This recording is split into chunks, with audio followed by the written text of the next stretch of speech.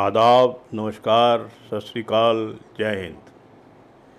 दोस्तों, इस पॉडकास्ट को शुरू करने से पहले एक हमारे दोस्त हैं राजेश रेड्डी साहब, जो हिंदुस्तान के बेहतरीन शायर हैं। उनका एक शेर मुझको याद आ गया।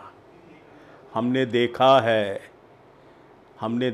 है ऐसे खुदाओं को यहाँ, सामने उनके सचमुच का खुदा कुछ भी नहीं।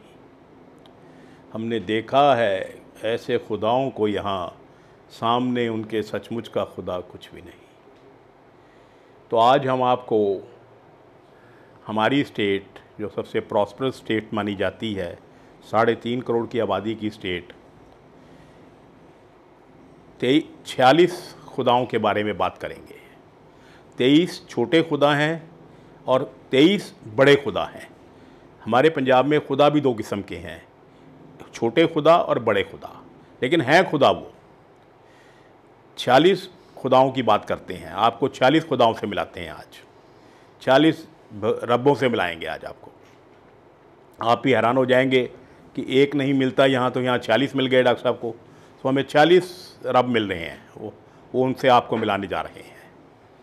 अभी पिछले महीने की बात है, पंजाब के चीफ सेक्रेटरी साहब, जो वर्चुअली डी फैक्टो सीएम ही होते हैं। वैसे तो पंजाब में कई सीएम हैं, एक सीएम ऑफिशियल सीएम हैं, मनीष जी भी सीएम हैं, वैद्य कुमार भी सीएम हैं, और उनसे बड़े सीएम दिल्ली में भी हैं।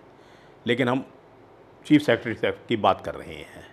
चीफ सेक्रेटरी साहब ने एक सर्कुलर निकाला जिसमें ये ताकीद मतलब इंस्ट्रक्शंस दी हैं सेक्रेटरी लेवल के आईएएस ऑफिसर्स को कि वो अपना मोबाइल ऑन रखेंगे 5 बजे के बाद, और जो भी कॉल आती है उस पर उठाएंगे।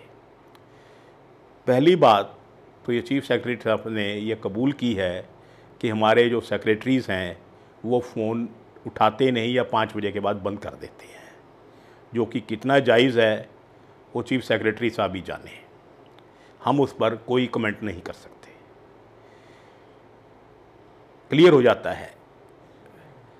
अच्छा देखिए, अब चीफ सेक्रेटरी साहब या एडिशनल कोई चीफ सेक्रेटरी या principal secretary government of Punjab, आम जनता से उसका कोई वास्ता नहीं पड़ता। अब सिन्हा साहब चीफ सेक्रेटरी हैं, मेरे ख्याल है 3 करोड़ 3.5 करोड़ में से 3.25 करोड़ लोगों को पता भी नहीं होगा भी who is chief secretary and who is mister Sinha. ऐसे एडिशनल चीफ सेक्रेटरी हैं, कहीं आलोक शेखर हैं, के तिवाड़ी हैं, डी के तिवाड़ी है, अपना तेजवीर सिंह साहब हैं, उनकी शरीके हयात हैं, मतलब बहुत हैं। लेकिन लोगों को उससे फ़र्क नहीं पड़ता, क्योंकि लोगों का उनसे वास्ता नहीं पड़ता। वो लोगों का वो मतलब आम जनता का अगर फ़ोन, वो आम जनता उनको फ़ोन करती ही नहीं है।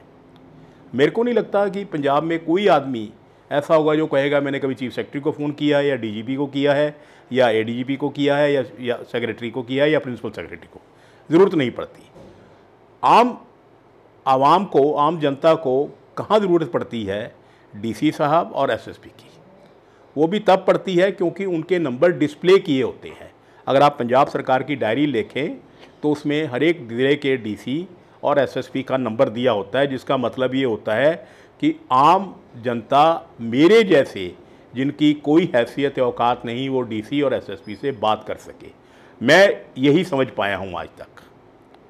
अब मैं आता हूँ इन 46 खुदाओं। पंजाब में 23 ज़िले हैं, तो 23 डीसी, 23 एसएसपी हैं, तो ये 46 के 46 रब हैं। मैं एक बात चीफ सेक्रेटरी साहब को और डीजीपी पंजाब को लिख के दे सकता हूँ, अगर गलत हो तो मेरे हाथ कलम कर दिए जाएं, मेरी उंगलियां तोड़ दी जाएं, कि आज मैं पिछले 3-4 साल से बात कर रहा हूँ, आज से लेकर पिछले 3-4 साल में पंजाब में किसी डीसी ने, किसी एसएसपी ने, अगर किसी जनता के बंदे ने फ़ोन किया हो, इन्होंने फ़ोन कभी उठाया हो? इनका चीफ सेक्रेटरी साहब, डीजीपी साहब, ये 46 खुदाओं का आप फ़ोन चेक कर लीजिए, एक भी अननोन कॉल दिखा दीजिए जो अटेंड की गई हो। क्यों? क्योंकि ये रब है।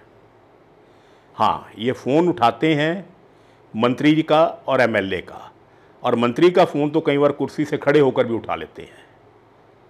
इतना इनमें वो बाकी है शर्म, या क्या कहें, शर्म है या कुर्सी की शर्म है, क्योंकि अगर उनका फ़ोन नहीं उठाएंगे तो कुर्सी तो गई ना दूसरे तीसरे दिन।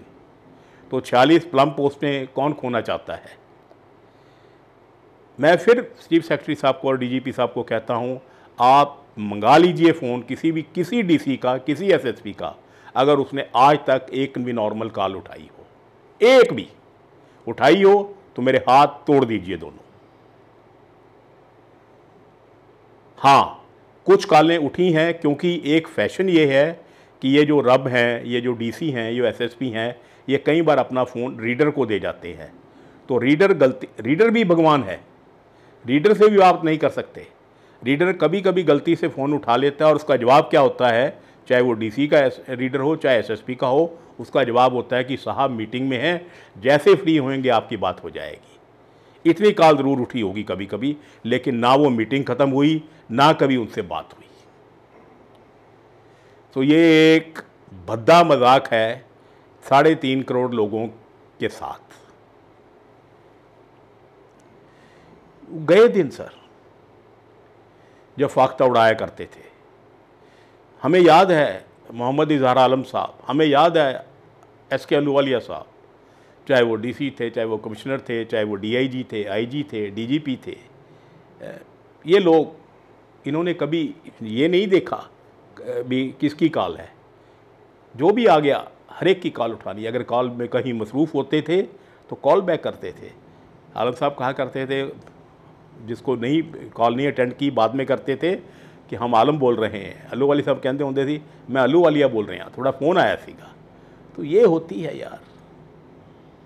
यहाँ मैं एक बात और कहना चाहूँगा, यूपीएससी से जो इनको सिलेक्ट करती है, जो एक बॉडी है जो इनको सिलेक्ट करती है सिविल सर्विसेज में, सर यूपीएससी पैनल इंटरव्यू में हर एक कैंडिडेट से एक सवाल पूछता है कि why you want to be in civil services.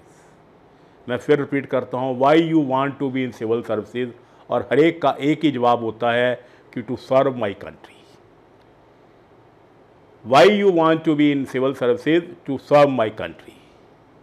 ये सवाल यूपीएससी पैनल को मैं हाथ जोड़ के कह रहा हूँ, ये सवाल पूछना बंद कर दो सर। कोई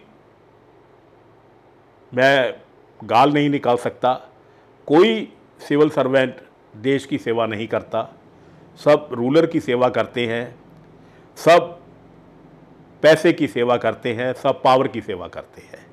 यूपीएससी वालों को भी पता है कि ये झूठ बोल रहे हैं, वो झूठ बुलवा रहे हैं, और ये झूठ इनके रग रग में बस जाता है।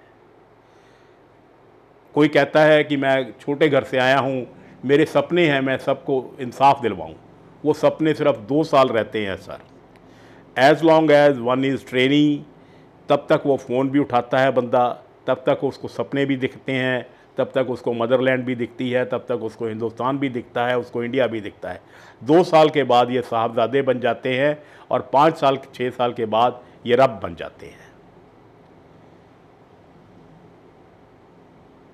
वो कहते हैं ना, एक जगह एक शायर ने बहुत अच्छा कहा है, और भी तुम्हें दाग कुछ आता है, और भी तुम्हें दाग कुछ आता है, वही बुतों की शिकायत, वही गिला दिल का। क्या करूं मैं यार, बताइए क्या करूं मैं। दुख होता है, तकलीफ़ होती है। जिनसे तवक्को की जाती है, जिनसे उम्मीद की जाती है, वो जनता की प्रॉब्लम सुनेंगे, हल करेंगे, लेकिन वो सुनते सिर्फ रूलर की हैं, सुनते सिर्फ हुक्मरान की हैं। जनता तो उनके लिए एक प्रजा है, रिया है, गाजर मूली है, वो तो उसने तो कटना ही कटना है। और काटने में ये जो हमारे 46 भगवान हैं पूरा साथ देते हैं। कब साहिर ने कहा है कि वो सुबह कभी तो आएगी, उस सुबह का इंतज़ार कर। पता नहीं वो सुबह आएगी या नहीं आएगी, मेरे को इस बात का जवाब नहीं आता। किसी को अगर आता हो तो वो बताए कि साहिर का ये कहना ठीक है कि गलत है, कि वो सुबह कभी तो आएगी। बताइएगा ज़रूर। खुदा हाफ़िज़।